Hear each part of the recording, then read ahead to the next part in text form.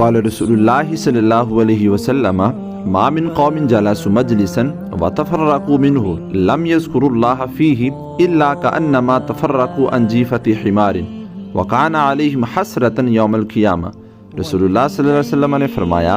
जो लोग किसी मजलिस में बैठें और उसमें अल्लाह ताला का जिक्र किए बगैर उठ जाएं तो ऐसा है जैसे वो किसी मरे हुए गधे पर जमा हुए हों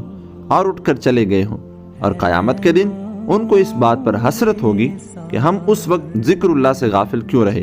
The Prophet of Allah said, those who sit in a gathering and then get up without remembering Allah, it is as if they had gathered on a dead donkey and got up and left. And on the day of judgment, they will regret it why they were heedless of the remembrance of Allah at that time.